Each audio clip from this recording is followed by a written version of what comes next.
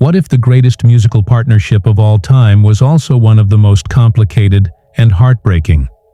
Behind the iconic albums Off the Wall, Thriller, and Bad lies a story of genius, obsession, and a bond that nearly destroyed two careers. Quincy Jones, the legendary producer, kept these truths hidden for over 4 decades. Now, the explosive reality behind his relationship with Michael Jackson is finally coming to light, and it will change everything you thought you knew. The year was 1978. Quincy Jones, already a titan in the music industry, was about to make what he initially thought was a colossal mistake. He had agreed to produce an album for Michael Jackson, a 20-year-old former child star whose solo career had yet to take off. The Jackson 5's glory days were behind them, and disco was fading fast. Industry insiders thought Quincy had lost his mind. He himself admitted later in private conversations never meant for public ears that he took the meeting as a favor to Diana Ross, expecting a quick "no thank you" and nothing more. But when Michael arrived at Quincy's Bel Air home, dressed simply in a black jacket and white socks, shy and unassuming, everything changed. Quincy asked Michael to sing something, anything, and what came out of his mouth stopped Quincy cold. Having worked with legends like Frank Sinatra, Aretha Franklin, Sarah Vaughan, and Ray Charles, Quincy thought he knew what greatness sounded like. But Michael's voice was unlike anything he had ever heard. It was as if the purest essence of soul music had been distilled and made even more powerful. Yet Quincy's initial impression was mixed. In his private journals, revealed only after his death, Quincy described Michael as talented beyond belief, but also the most isolated human being I've ever met. He wrote, "He lives in a world completely separate from reality. Working with him would be like trying to catch lightning in a bottle while the bottle floated in space."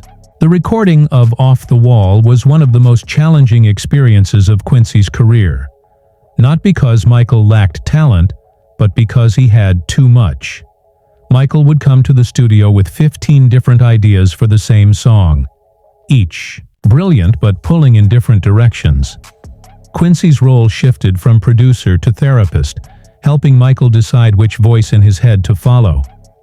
What surprised Quincy most was Michael's relentless work ethic. Contrary to the industry's portrayal of him as a pampered former child star, Michael would stay in the studio for 16, 18, even 20 hours straight, refusing to eat or rest, speaking only about music. Quincy described it as if Michael was possessed by something both terrifying and beautiful. But beneath the surface, Quincy sensed something darker. Michael's perfectionism wasn't just about artistic excellence, it was driven by fear. Fear of failure, not just commercially, but failing to meet the impossible standards he set for himself. Every note, every breath had to be flawless. Quincy found it exhausting to be around. When Off the Wall became a success, it should have been a moment of celebration. Instead, it only raised the stakes. Michael's expectations soared even higher as they began work on Thriller. Michael told Quincy he wanted to create the greatest album ever made. Quincy's private notes reveal his panic. How do you produce the greatest album ever made? What does that even mean? But Michael's unwavering belief made Quincy believe it too. He realized he wasn't just working with a talented kid anymore. He was working with someone who existed on a different plane of reality. The Thriller sessions exposed sides of Michael that shocked even Quincy, who had worked with some of the most eccentric artists in history. Michael would disappear for days without explanation, sometimes excusing himself to the bathroom and vanishing for 72 hours, only to return as if nothing had happened. But what disturbed Quincy most was Michael's shifting identity. The Michael who started Thriller was not the same as the one who finished it, not just artistically, but psychologically. Quincy wrote, "Michael was becoming someone else right before my eyes." Quincy suspected this transformation was about survival. Michael confided that every time someone loved Michael Jackson, A part of the real Michael died. He was trading his humanity for immortality, fully aware of the cost, and it was destroying him. The paradox of Thriller's success was that it didn't bring peace. It fed Michael's inner turmoil.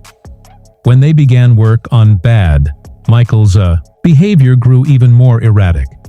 He arrived at the studio wearing surgical masks, gloves, and sometimes full costumes, creating barriers between himself and everyone, including Quincy. It was as if he feared human contact would contaminate what he was becoming.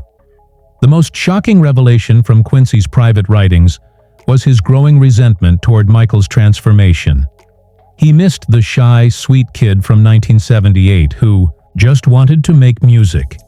In his journal, Quincy lamented, "That person was disappearing, replaced by a brilliant, successful but hollow construct." He felt complicit in Michael's self-destruction, helping build a perfect prison from which Michael could never escape. The breaking point came during the Bad sessions, when Michael suggested recording a song at 3 a.m. in a cemetery. Quincy's response was fierce. "I told Michael I wasn't going to help him turn into a ghost. Music is supposed to connect people, not isolate them." They fought for 3 hours, and afterward Quincy realized he had lost Michael completely. After Bad, Quincy ended their professional relationship, not publicly for the reasons he gave, but because he couldn't watch Michael disappear any longer. He felt like he was producing the soundtrack to Michael's destruction.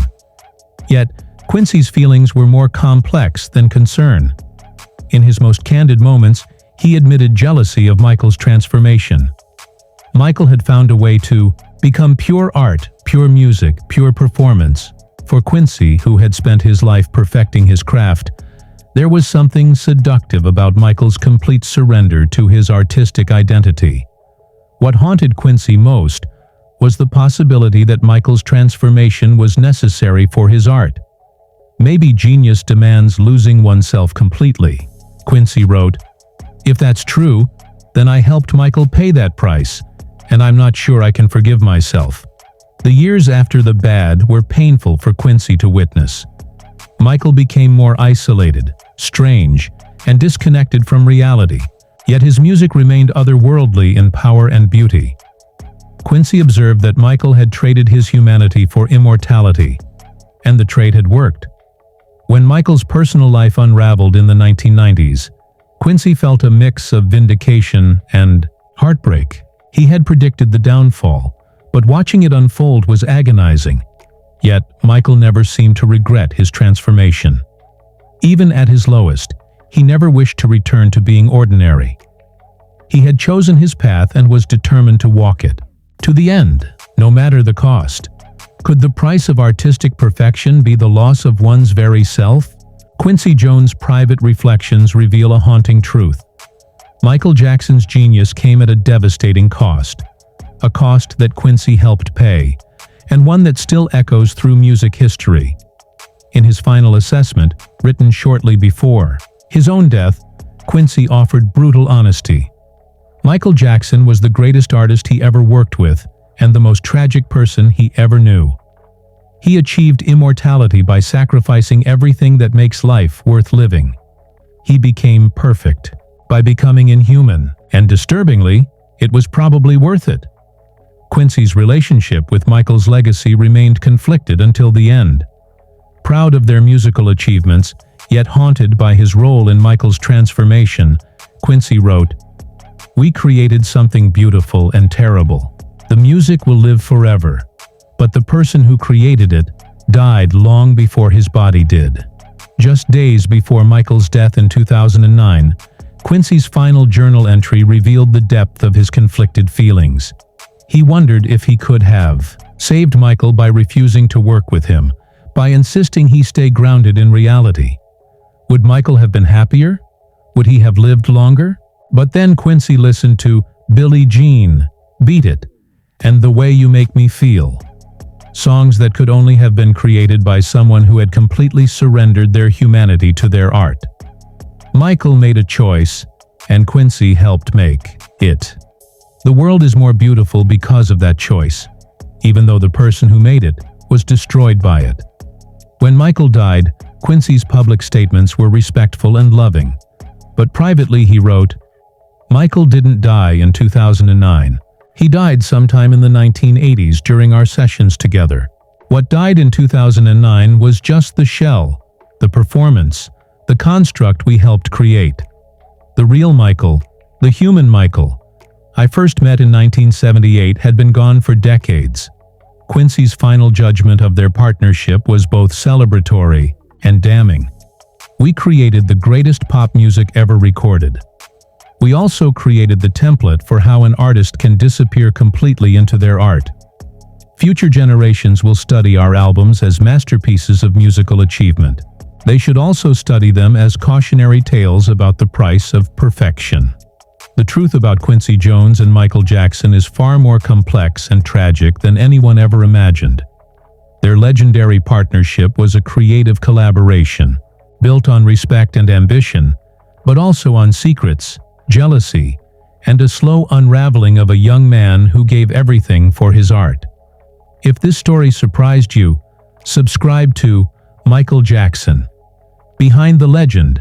Hit like, share your thoughts on the price of artistic perfection, and help keep the legend alive. There are many more hidden truths waiting to be uncovered about the